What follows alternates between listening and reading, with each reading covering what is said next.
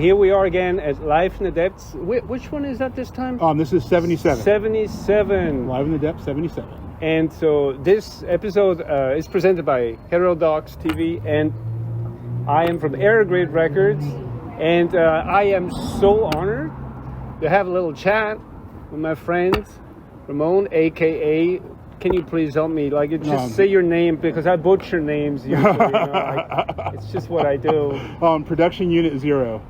Production Unit Xero. Yes, that is my project name. And Ramon is going to play tonight. Yes. This is not your first time playing Live in the Depths. No, not at all. Is it?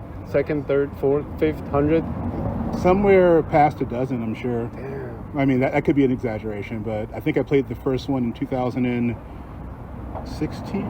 2016, 8 years ago. Yeah. Wow. So what's going to be different tonight? I think all my sets here have been a little bit different. What's the different thing? I'm using a different setup. I think I usually use a slightly different setup each time. Yeah. And this is different music, new songs. But you have had quite like a role of live performances as of late, right? You played a lot of shows. Yes. In the last couple of weeks. Yes, a lot. So is this all part of like the same kind of thing that you're doing right now? Yes. In my own headcanon, I call this Mr. X Part 2. Oh. Because I recently released an album called Mr. X, which was a collection of a lot of the stuff I've been playing live, and I composed based off of that stuff over the past year or so, 2 years. And I pretty much flipped the page in my notes and kept writing music in that vein. And this is the second one. I think my opening track was actually on Mr. X, and the rest of it's kind of new or changed from those versions. So how would you, in the most basic terms, describe your music to someone who's never heard your music before? Ethereal dance music. I don't know. Ethereal dance music. For somebody who's never heard it before and is not familiar with the random lingo of the genre, I would say it's like dancey music that's a bit ethereal and psychedelic. And is it rather upbeat, like tempo-wise, what you're presenting tonight? What I'm presenting tonight is definitely upbeat tempo-wise. Yeah. I mean, not as fast as a lot of people go in 2024, but 153. What got you initially? What got you initially into music? I feel like I just talked about this yesterday. I feel like I've always been into music in one way or another throughout my whole life. Once I found a way to make music that worked for my brain, that was pretty much my main focus since that moment. And so has it always been centered around electronic instruments, or have you had other instruments like that you used before that, or have you always been like a... Since I've been actually, in my personal opinion, making music, it's been electronic instruments. I played the bass a little bit in high school, but I mean, it was high school and we never really did anything. Yeah. I think we might have jammed a couple times, so it wasn't that serious. And then shortly after high school, I got a computer. A friend got a computer, and we had a band. We had an industrial band called Angelic Vanity, and vocals and computer beats. Now you also focused on purely instrumental music. Yeah.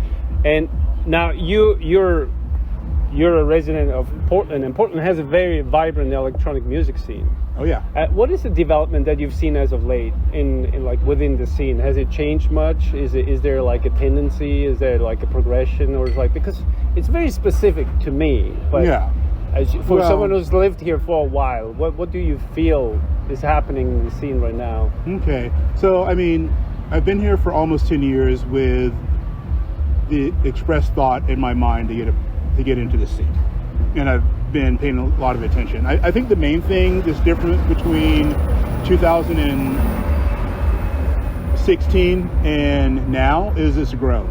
I mean, Live in the Depths was here, but it was a lot smaller. We had other monthly events. We had one called Bolt Divers, run by Jeff Knorr, and a lot of like one-offs, and there were a lot of people doing stuff. But it just grew. It's like more more people got into the scene who really wanted to not only be ambitious and push their agenda and play shows, but also support other people. Right. And collaborate and jam. Like, for instance, Jeff Nora, the guy who did Vault Divers, had an event series called Cult of the Vault. Mm-hmm. And in that series, he would get, in the beginning, 3 groups of 4 people together, and we would practice 2 or 3 times, mm-hmm. and we would play a 45-minute set together. And I played a lot of those in all of its various incarnations over the years, and we all met each other, mm-hmm. on more of a level of like having a beer in a bar or like saying hi right before we played a show. We had to go to each other's houses and communicate, make art together, and present it.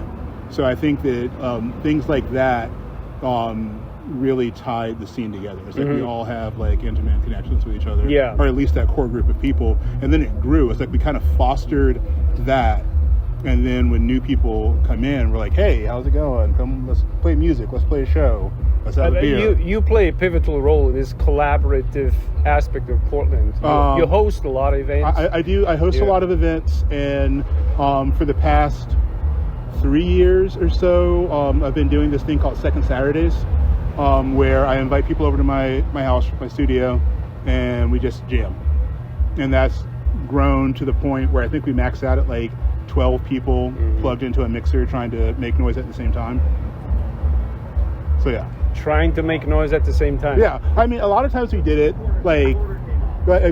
we have like certain people in our group that have done this a lot, mm-hmm. and we play together a lot, and that's like easy mode in my opinion. It's like me and like Dan or Curian, that's how I met you, and Vinny, Enzo Casanova, who's playing tonight, Jason, Cesar, like a lot of us, like we jam together all the time, so we can definitely hold it down. And then other people come in and we like make space for them to play, and they can play, and we do the whole thing. It's great. It's like an organic entity. Yeah. I love that. So tonight you will play as production Unit Xero. Yes. Very excited to see and hear that. And good luck with the show. Thank you. I am excited to see what's next. Me too.